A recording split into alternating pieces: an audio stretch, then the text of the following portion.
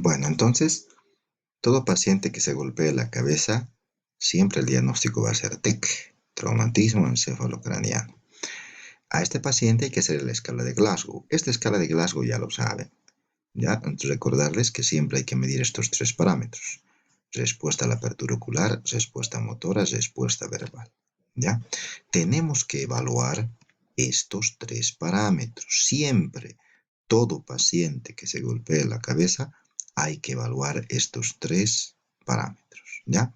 Cómo abre los ojos para ver qué número tiene, cómo responde para ver qué número y cómo responde a la parte motora. Lo sumamos, esto más esto más esto.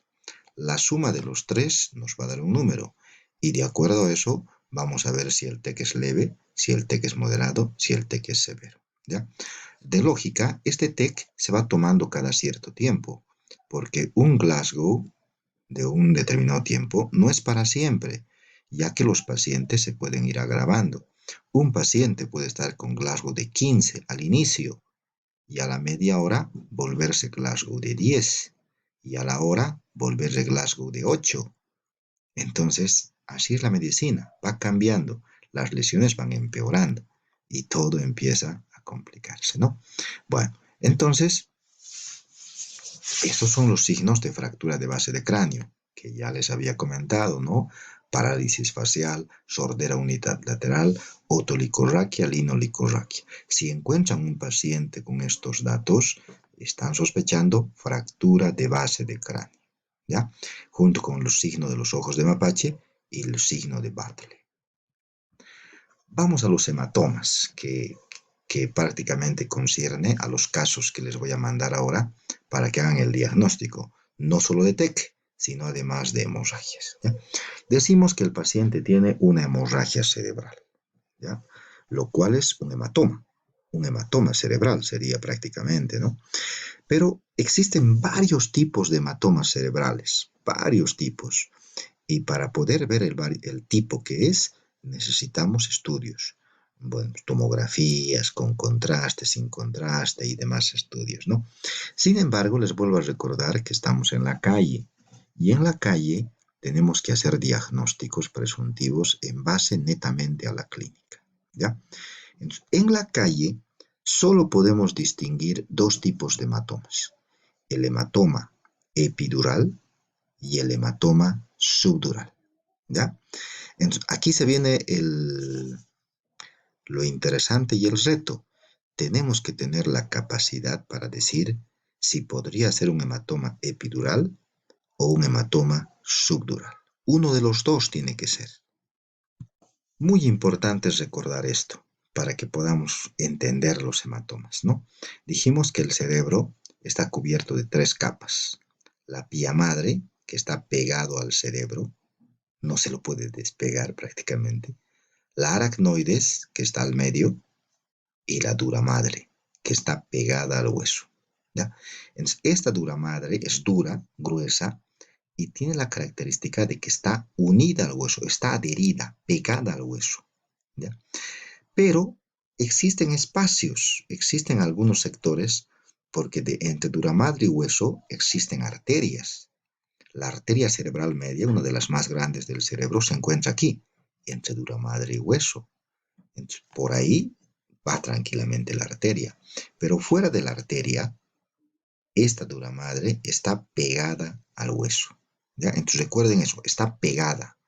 Entonces, cuando se presenta un hematoma entre la dura madre y el hueso, este hematoma va a tardar en separar la dura madre del hueso, porque esta dura madre está adherida al hueso.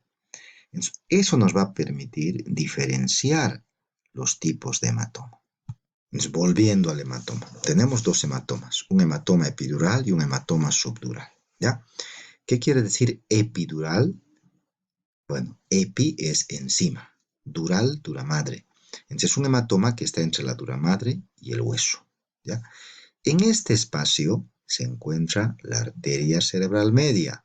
Entonces, si estamos sospechando un hematoma epidural, es porque se ha lesionado la arteria cerebral media, que es un vaso grueso, es un vaso con harta afluencia de sangre. ¿Ya? Generalmente este hematoma, un detalle característico, es de que siempre se produce por TEC, traumatismo encefalocraneano. Siempre le han golpeado la cabeza. ¿Ya? Ahora, en cuanto el paciente le han golpeado la cabeza, el paciente pierde la conciencia por cuestión de segundos o minutos. ¿Ya? Pierde la conciencia. Bueno, después de esos segundos o minutos, el paciente recupera la conciencia y el paciente sabe todo. Es decir, su Glasgow al despertar de este paciente, su Glasgow es de 15. No tiene ninguna alteración. En la mayor parte de los casos, claro que siempre existen sus diferencias, ¿no? Pero generalmente este tipo de hematoma se caracteriza por eso, ¿ya? Entonces, la sangre se está empezando a acumular en el cerebro, pero la sangre tarda en separar la dura madre del hueso, porque la dura madre está pegada al hueso. Eso hace que el paciente al inicio aparenta estar todo normal, ¿ya? Entonces, después de horas, después del accidente, después del traumatismo encefalocraniano, el paciente recién empieza a manifestar signos y síntomas sinónimos de que existe un hematoma cerebral. ¿Ya? ¿Cuáles son los signos típicos, dijimos? Pues este hematoma va a comprimir el tercer par craneal del lado afectado. Y al comprimirse el tercer par craneal, se va a dilatar una pupila, solamente una, la que está relacionada con el hematoma. Esa pupila se dilata y la otra va a estar normal. Anisocoria es un signo de hematoma, ¿ya? Y la otra es la debilidad de la mitad del cuerpo. La mitad del cuerpo va a haber una hemiparesia, disminución de la fuerza lateral de la mitad del cuerpo. Entonces, la midriasis de un solo lado y la hemiparesia de la mitad del cuerpo son los signos típicos para hacernos pensar en que existe un hematoma, ¿ya? Estos signos también se presentan en el hematoma subdural. Es igualito que el hematoma subdural. Por eso el hematoma epidural, para que ustedes piensen en hematoma epidural, tiene que ver desde el inicio, ¿ya? Entonces es un paciente que sufre un TEC. Es un paciente que cuando se golpea la cabeza se desmaya, pierde la conciencia, por cuestión de segundos a minutos. Después recupera la conciencia y sabe todo. Su Glasgow es de 15. Van pasando las horas y recién el paciente se va poniendo mal. Ese es el desenlace de un hematoma epidural, porque la dura madre está pegada al hueso y tarda en separarse. ¿Ya? Bueno, y además de estos dos signos típicos del hematoma, podemos tener confusión, somnolencia, vómitos, ¿verdad? Que también son signos de que está empezando un daño cerebral, un aumento de la presión dentro del cráneo, un edema cerebral, bueno, y otros cuadros más. ¿Ya? Entonces, típico de este cuadro, les vuelvo a repetir, tiene que haber un TEC, tiene que haber pérdida de la conciencia, después el paciente se recupera y horas después recién se pone mal. ¿De acuerdo?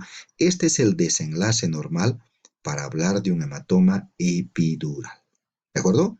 Ahora, no todos los casos son 100%. ¿A qué me refiero? El paciente se golpea la cabeza y pierde la conciencia por un minuto y ahora recupera la conciencia. No por ese dato tú podrías sospechar un hematoma epidural que ya tiene. O sea, de hecho que todo paciente que pierde la conciencia amerita internar a un hospital para controlarle. Pero todo paciente que pierde la conciencia puede tener un hematoma, pero también tal vez no lo puede tener. Pero si el paciente tiene estos datos, de hecho que nos indica que tiene el hematoma. ¿Ya? Vamos al otro hematoma, el otro hematoma. El otro hematoma es el hematoma subdural. Solo dos hematomas, epidural y el subdural. Este hematoma subdural, sub quiere decir debajo, dural, dura madre. Este hematoma se ubica entre la dura madre y la aracnoides. Ahí se ubica, entre dura madre y aracnoides. Y en este espacio, aquí se encuentran las venas. Aquí no hay arterias, hay venas, las venas del cerebro. ¿Ya? Entonces, este cuadro generalmente se presenta por desaceleraciones. Si recordamos, en los accidentes de tránsito, veíamos el fenómeno del latigazo, donde la cabeza se va moviendo adelante y se va moviendo hacia atrás, ¿verdad? Y el cerebro de la misma forma se mueve adelante y atrás. Pero la cabeza no se golpea, no hay golpe en la cabeza. Pero el hecho de que el cerebro se mueva adelante y atrás podría ser de que algún capilar, algún vaso, alguna vena se rompa. Y al romperse también puede haber hemorragia cerebral.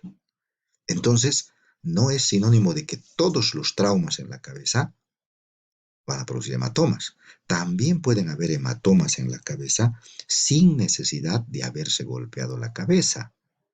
¿Ya? Bueno, eso. Este hematoma subdural se caracteriza porque en cuanto ocurre el accidente, ocurre la hemorragia y la hemorragia entre duramadre y aracnoides no hay nada que detenga. Esta hemorragia inmediatamente va a distender, va a bajarlo al cerebro, lo va a empujar, lo va a comprimir al tercer par craneal, lo va a comprimir a las fibras corticales del cerebro medio y el paciente inmediatamente va a entrar en un coma. Se va a desmayar y este paciente no recupera, no reacciona, no vuelve a la conciencia. Directamente empieza con un Glasgow menor a 8. Cuando les revisamos las pupilas, vamos a encontrar que una pupila está dilatada y la otra está normal. Hay anisocoria, igual que la anterior. Cuando comparamos ambos lados, ambos miembros, vamos a ver que la mitad del cuerpo presenta una hemiparesia. Hay una debilidad de la mitad del cuerpo. Y esa debilidad que estamos encontrando, pues lógicamente, pues nos hace pensar de que hay algo comprimiendo dentro del cerebro. ¿Ya? Entonces, dilatación de una pupila y hemiparesia contralateral también se presenta. Igualito que en el epidural, es igualito. Entonces, clínicamente es igualito. Pero la diferencia está en que la anterior, el paciente recuperaba y horas después el paciente recién se pone mal. En cambio, este caso es de golpe. En cuanto el paciente sufre el accidente y demás, inmediatamente el paciente entra en coma y no recupera. ¿Ya? Entonces, eso es lo característico de este hematoma. Bueno, recordarles cuál es el manejo del TEC.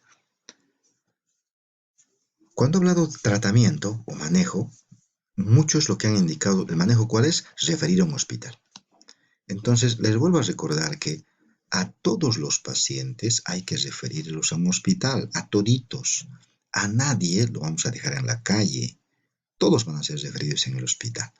Pero cuando hablamos de manejo, tratamiento, conducta, nos referimos a qué van a hacer por el paciente mientras lo llevan a un hospital o mientras llega la ambulancia para recogerlo.